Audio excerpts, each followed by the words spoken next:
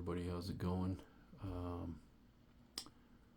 So briefly, just a rough mock-up of the some progress on the asphalt plant. What I've done is been working on some vertical beams, and you can see on the left side there I got some primer on a pair of them. That'll be the main support columns for all the silos. I got 5 silos on the front side, and I'm planning on having 5 silos in the other lane, more on the west side. In the background you can see the mountains right there, so I'm using that north, south, east, west as a direction. So on the west side of the plant there will be another 5 silos, so it'll be a 10 silo plant. So 200 tons of silo. So you're talking about 2,000 ton capacity. As you can see in the west lane there, we got a live bottom flowboy trailer. A little tough to see. I'll get some more close-up shots and some better lighting. I'm going to do some more lighting underneath. I just got preliminary lighting just to see what things are looking like, how the shadows are cast off the silos. I'll put some more LEDs shining down in the dump trucks and down onto the scale platform. So basically the trucks loop around to the right and get lined up under the tubes, and we got some bollards in there, and just basic preliminary structure shapes and the way I'm trying to set it up. Nothing's like permanently bonded except for the upper deck and the scale platform. The silos are not even mounted permanently. I'm going to wrap those again, I think, with some flexible, like almost a cereal box thickness. I've been using cereal box for like beams and different type of things that I've been scratch building, and it works pretty good. It's a little bit cheaper than evergreen styrene, and I'm just trying to utilize household products to scratch build as much as I can. The tubes for the silos are the large sile oatmeal, cardboard oatmeal cans, glued end to end, and that gives you a pretty accurate size for the silo. I tried to use some PVC, the green PVC, even heavier than Schedule 40, but the weight was so much on it. It was just too heavy, too top heavy, the whole thing, so I needed something a little bit lighter. So I ended up using the oatmeal containers tubing. And size-wise, it works out pretty good, about 200 tons each silo with 2 canisters glued end to end.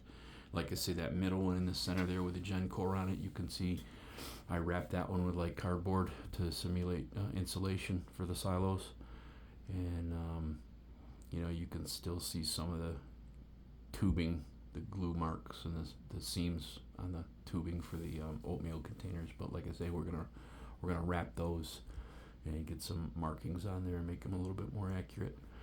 But this is just a really rough mock-up, just to get some structural shape on it and some dimension and some height, how high the chutes will be away from the top of the dump bodies, just to get a general overview of what the thing's going to look like with finished product. I haven't done a lot of super detailing. Like I say, I've been working on these vertical beams on the left side. You can see that's a pair of them that I have some primer on. I got a double column on the right, and then there will be 2 more.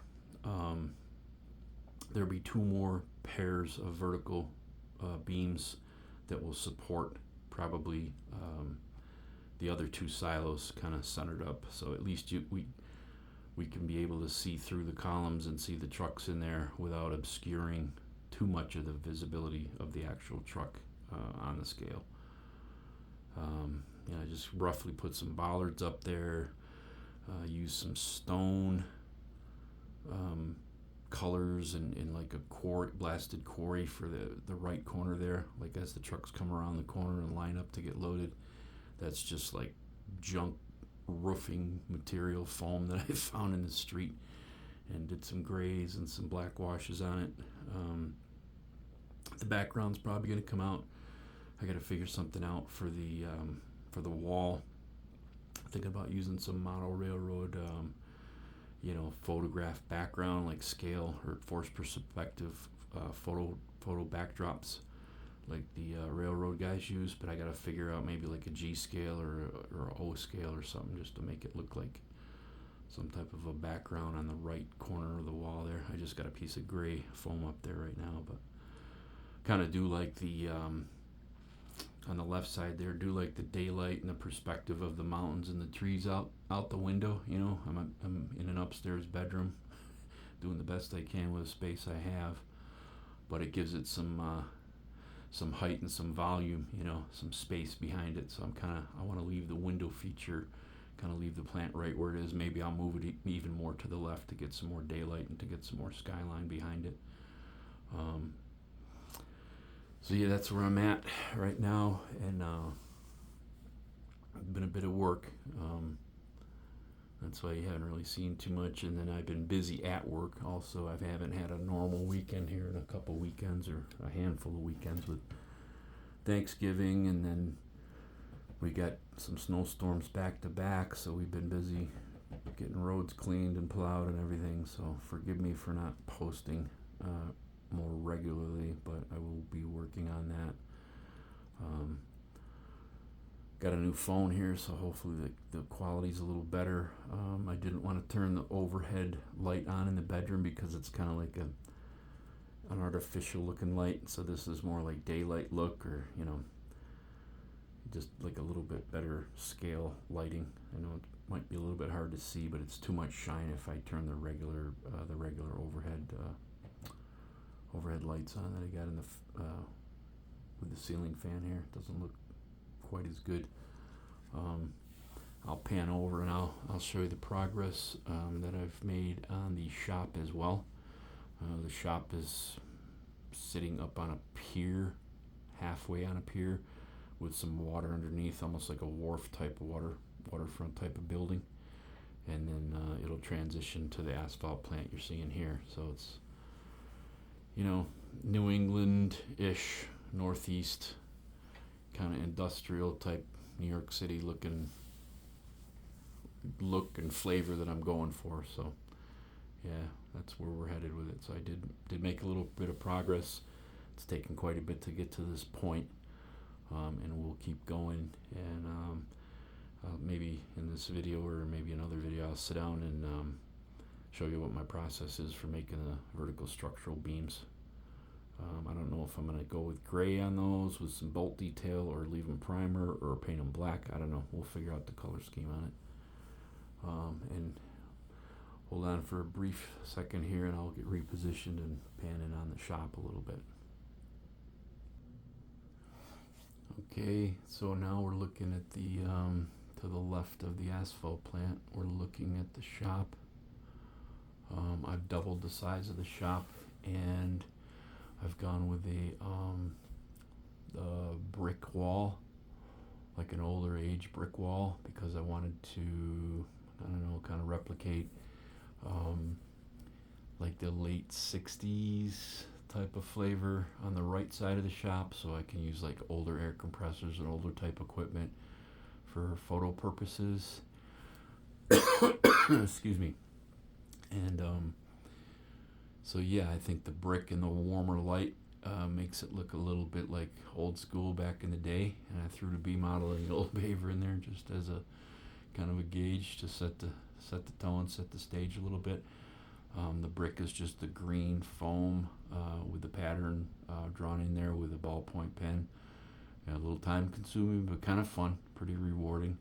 And then I just used craft paints for the brick colors and different shades and hues and tones, and then I did like a sandy color for the mortar and the joints. Just work small areas, put it in there after you're all done. I did not seal it.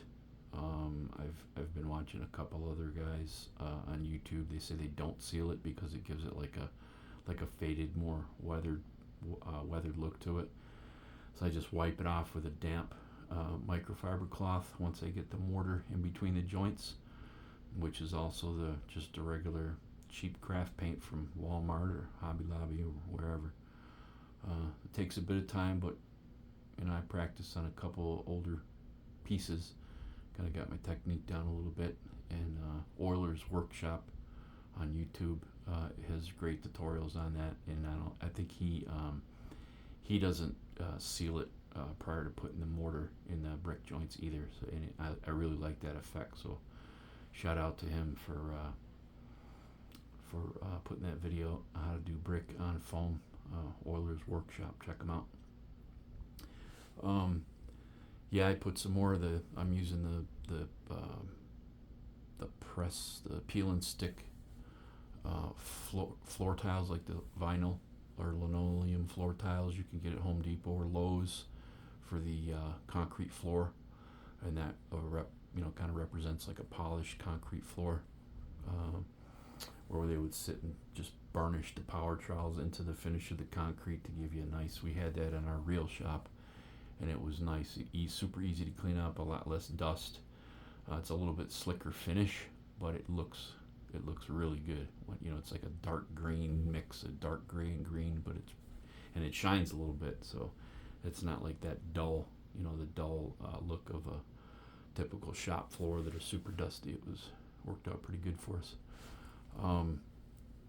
So yeah, and then I'll pan over a little bit without screwing things up here. So that half, forgive the up above the beams. So the top of the wall there, that's going to be like green glass industrial windows with the steel frame, like the black painted steel frames.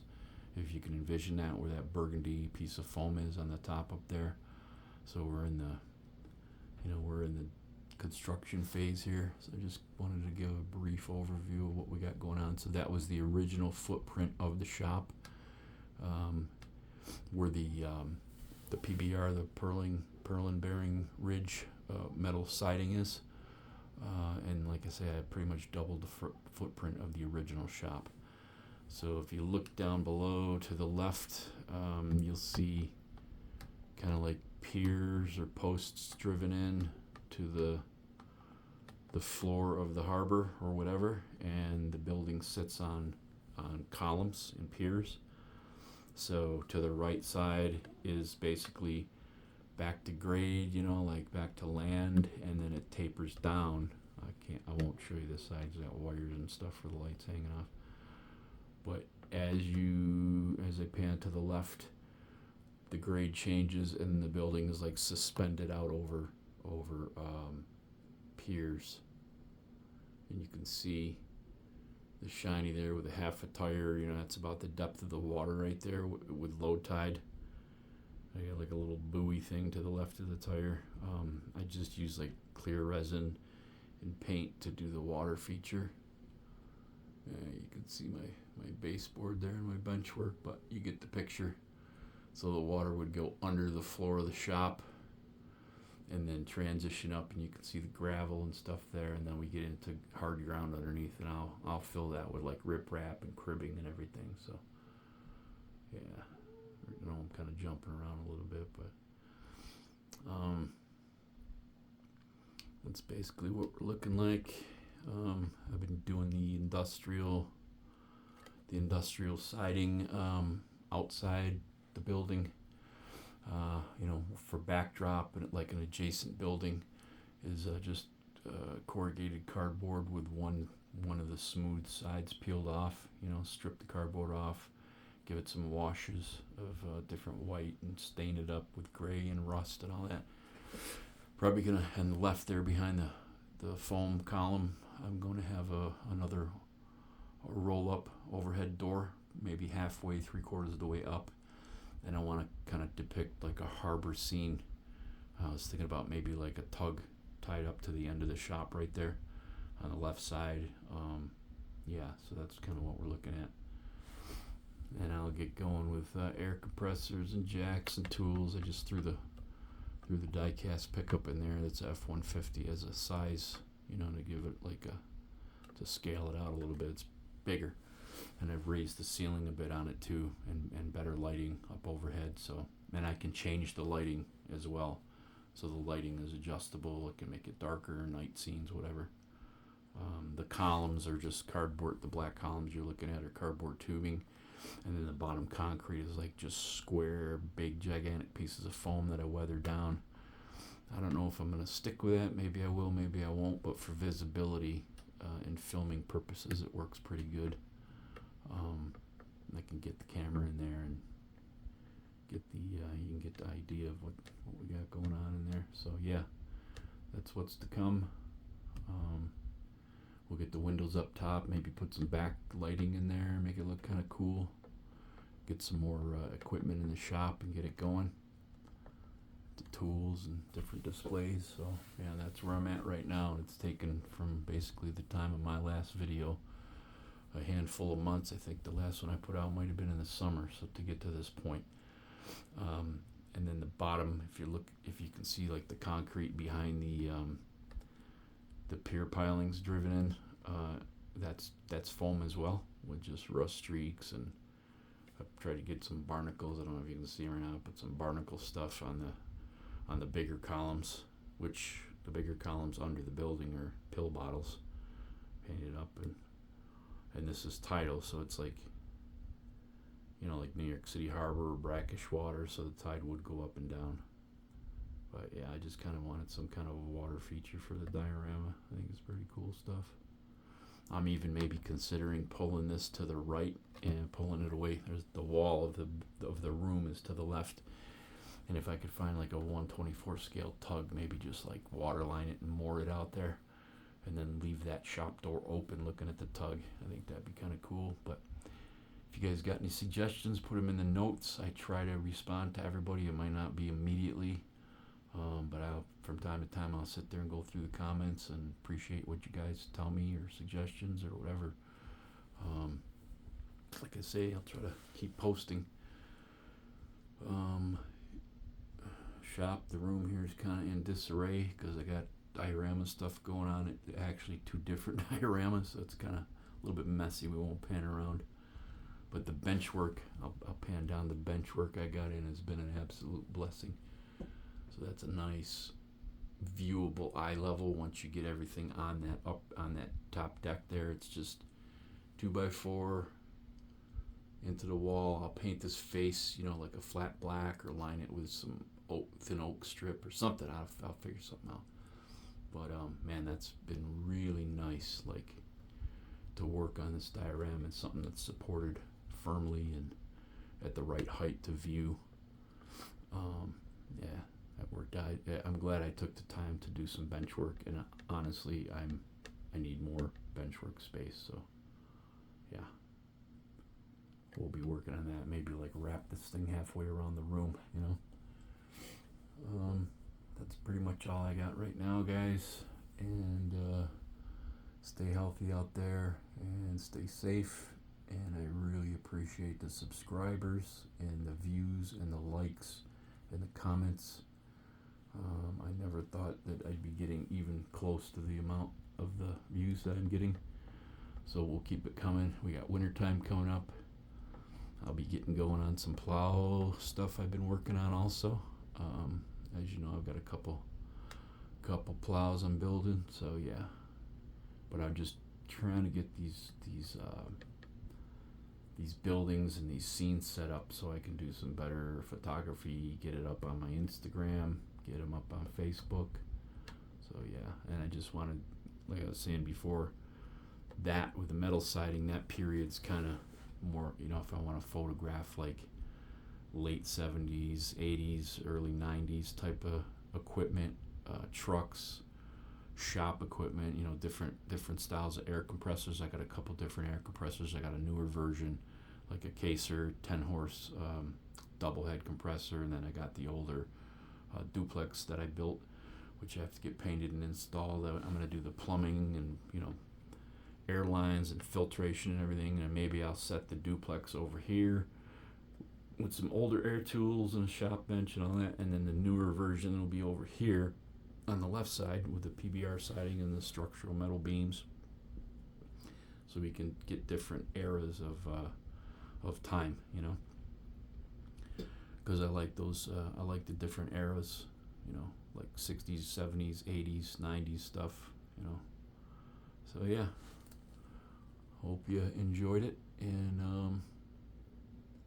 I'll be try to get some more content out and keep going with progress on this. We're running a little heavy on time, but this is where we're at. So basically doubled the shop, got it sitting out over the piers, over some water like I wanted to, and then we've been working on that asphalt plant also. So we got some irons in the fire, but we're making it work. All right, thank you everybody, and enjoy the holidays. Don't know if I'll get another video out before Christmas, maybe, depending on how bad it's snowing here, and how much work we got to do for real. And we'll see everybody again. And thank you for all the support. And have good holidays, good Christmas, and whatever you celebrate, you guys be with your families. All right, take it easy.